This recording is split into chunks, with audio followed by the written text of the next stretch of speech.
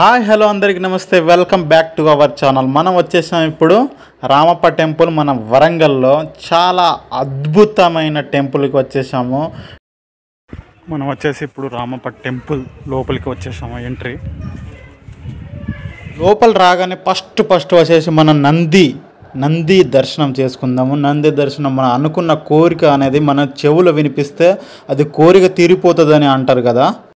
నంది చూడండి ఎంత అద్భుతంగా అసలు చెక్కారు. మొత్తం ఈ డిజైన్స్ కానీ ఇంకోటి ఈ రాయి అయితే చాలా స్మూత్గా ఉంది. అసలు అన్ని టెంపుల్తో పోలిస్తే ఇక్కడ రామప్ప టెంపుల్లో నంది మన స్టాచ్యూ ఉంటుంది కదా, కొంచెం డిఫరెంట్గా ఉంటుంది. అది మీకు తెలిస్తే మాత్రం మీరు కామెంట్ చేయండి, తప్పకుండా కామెంట్ చేయండి.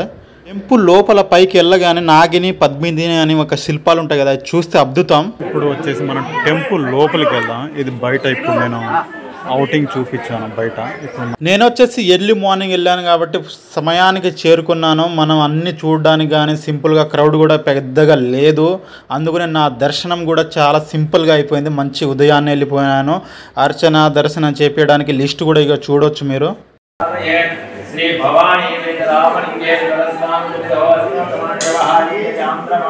ఇంత చిన్నగా శిల్పాలు ఎలా చెక్కారో నాకైతే అర్థం కావట్లేదు. అసలు చూడగానే ఇలా పైకి చూస్తూ ఉండాలనిపిస్తుంది. పైన కానీ కింద కానీ ఇలా చూడడానికి అయితే సింపుల్గా భలే ఉంటాయి. నేనైతే దిక్కులు చూసుకుంటూనే పైకి అలానే ఉండిపోయాను. చాలా చిన్నగా అసలు దాంట్లో చూడాలి కానీ చాలా అద్భుతంగా ఉంటాయి అసలు చెప్పాలంటే.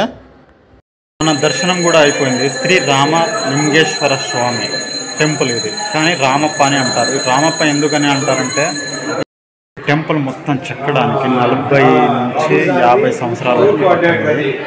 ఈ టెంపుల్ మొత్తం శిల్పాలు చెక్కడానికి.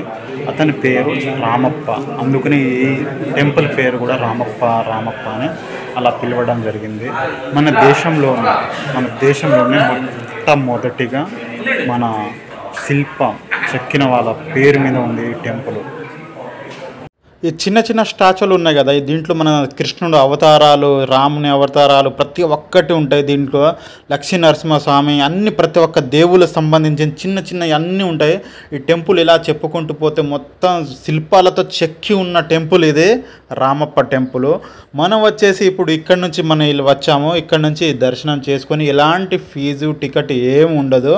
రామప్ప టెంపుల్ వచ్చేసి మొత్తం ఇసుక దెబ్బ మీద కట్టారు. అసలు అప్పట్లో ఇది ఇసుక మీద కట్టడం వల్ల ఒక టెక్నాలజీ ఉంటుందట. ఆ టెక్నాలజీ ఏంటంటే ఎంత భూకంపం వచ్చినా ఏది వచ్చినా లోపలికి పోకుండా అన్నది ఉంటుంది. అందుకనే అది ఏదో సైన్స్ పరంగా చాలా డిజైన్గా మోడిఫై చేశారు దీన్ని. ఇలాంటి పాత పురాణ టెంపుల్ చూడాలంటే మన వరంగల్లోనే సాధ్యమవుతుంది. మనం ఎక్కడ ఉన్నా సరే వరంగల్లో చూడడానికి చాలా సాధ్యం ఉంటుంది. వరంగల్లో చాలా ఫేమస్ టెంపుల్.